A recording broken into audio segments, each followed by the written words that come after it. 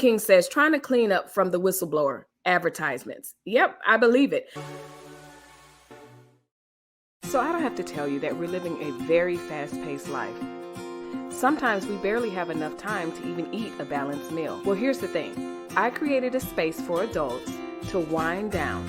Essentially, it's a virtual happy hour called Sippin' and Just Saying. That's right, a place where we get to wind down. We laugh, we joke, we clown each other, and we just share just a relaxed time with one another. So kick up your heels. Come on in with your favorite drink or beverage, and let's have a laugh together. Oh, and did I mention no serious topics are allowed? See you soon. The big news about Facebook. Have y'all heard about the news with Facebook?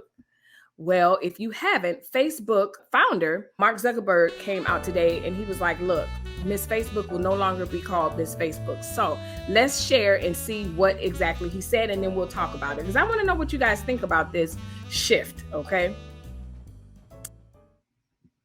For the internet. And it's the next chapter for our company. I believe the metaverse is the next chapter for the internet. And it's the next chapter for our company too. So I've been thinking a lot about what this means for our company and who we are as we embark on this journey. We're a company that focuses on connecting people. While most other tech companies focus on how people interact with technology, we focus on building technology so people can interact with each other. One of the reasons I started Facebook was that at the time you could use the internet to find almost anything. Information, news, movies, music, shopping, except for the thing that matters most of all, people. Today, we are seen as a social media company.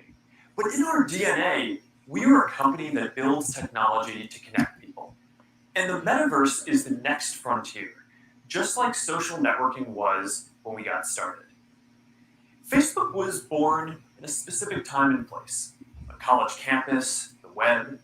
It was what we could build at the time to put people back into our experience of technology. But connecting people was always much bigger. From way earlier on, I remember sitting in middle school classes. Are y'all buying this? I'm going to tell you what I think in a minute. But let's let him continue. In my notebooks, ideas that I wanted to code when I got home. And even though I didn't have the skill or technology to build it yet, it was always clear that the dream was to feel present with the people we care about. Isn't that the ultimate promise of technology?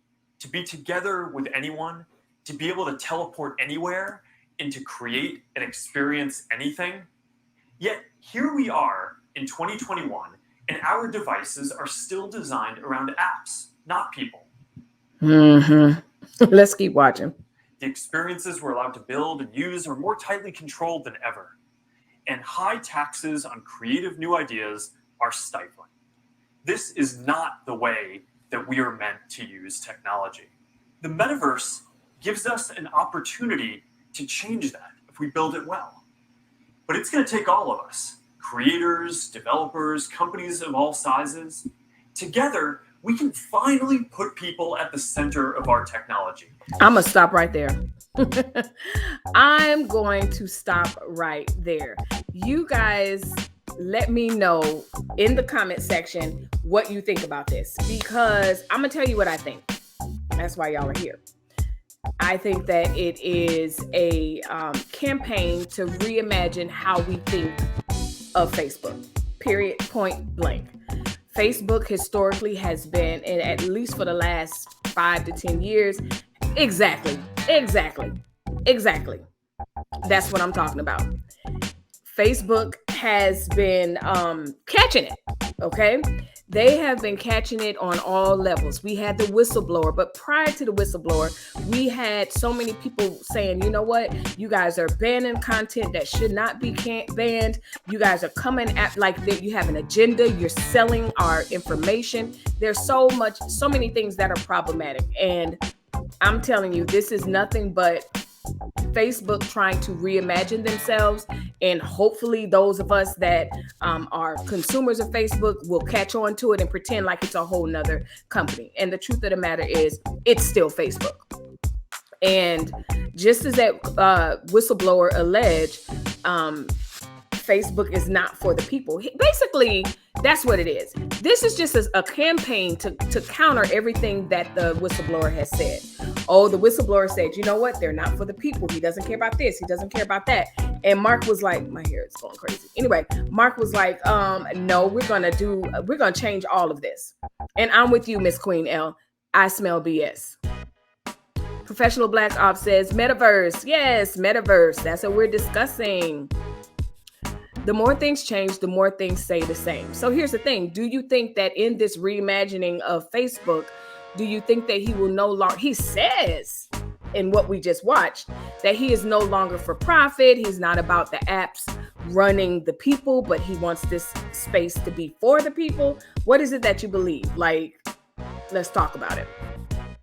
Ruby King says, trying to clean up from the whistleblower advertisements. Yep, I believe it. And so, yeah, Facebook has a new name. And the truth of the matter is, it's going to take, I believe, a very long time for people to even trust this process, but also to change over and change the name. It's almost like your favorite restaurant, your building, your school gets a rebranding and a name. The truth of the matter is, you can rename a school, but the people that graduated and it was called Booker T. Washington, guess what? It's going to forever be Booker T. Washington. Do not play with the people. So I think it's the same thing with Facebook. You know, you can call it MetaVerse, MetaVerse 2.0, Facebook your mom. I don't care what you call it. The truth of the matter is, people are going to remember it as Facebook, and the things that people find problematic with Facebook, they're still going to be side-eyeing you. Still going to be looking like, right. Because I was side-eyeing him as he was talking. I'm like, breaking news. That's right. Hello. Hey, blessed reborn spirit. Good to see you, my friend. Guten Tag. Oh, come on now, German trash can waves. So y'all leave a comment down below. Mrs. Queen L already let me know I'm on, I'm pretty much in sync with what she's thinking. But, we just saw Mark Zukerberg say a whole lot of stuff. And again, I just think this is just a psychological move to just kind of reframe what people think. But the truth of the matter is, no, people will not forget. People heard the whistleblower, and the whistleblower confirmed a lot of things that people were thinking. So you got to do more than just have this cute little video walking through the Facebook headquarters. You have to really, really, really change the company. And until people really feel like you changed the company, nice try, Mark. I'll say it again. Nice try, Mark. That's my thoughts on that. Good luck, Mark. But, all right, MetaVerge. And so he's like, oh, we need to reflect on who we are and what we hope to build. Okay. And so I hope we are seen as a MetaVerse company.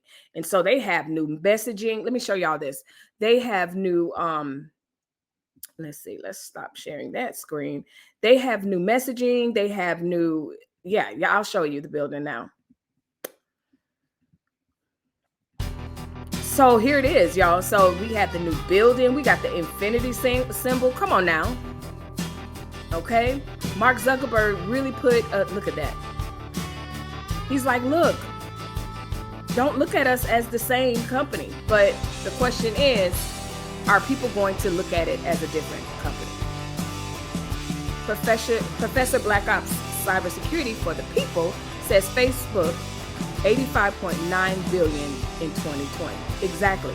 So my question to you is, Black Ops, yeah, we shorten names over here. But my question to you is, according to the whistleblower, a lot of that money is gained on the backs of the people and their information and different things like that. I haven't heard where, he's basically trying to discredit the whistleblower. So I don't think that they're going to pass on that 85.9 billion. I did a story the day that Facebook was down for all those hours. And I think it was alleged that he lost like 7 billion. That was a drop in the bucket. Some of us cannot fathom, most of us cannot fathom having that amount of money just cha-ching sitting right there in our accounts. This guy can. And I think that he realized, I believe this was definitely in the works prior to the whistleblower, but the timing and all of that, yeah, no. Mrs. Queen L says, stop fronting, Mark. We not buying it. And that's my whole point. We're not buying it.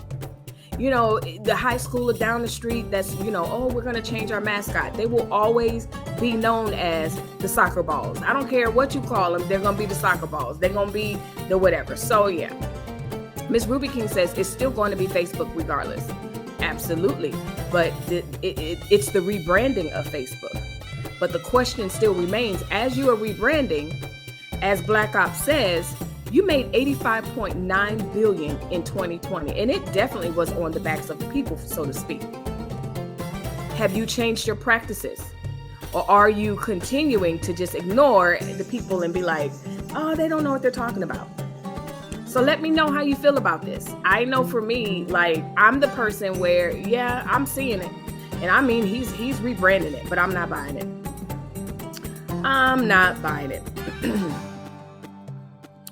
Oh my goodness. Hey girl, hey. Thank you, Kombucha. I love it. Thank you. She sent a super sticker. I really appreciate it. I tell you guys as much as I can, as often as I can. I do not take your time nor your money lightly at all. And so when someone sends me what I call a get it girl, at a girl, I appreciate it so much. So thank you so much.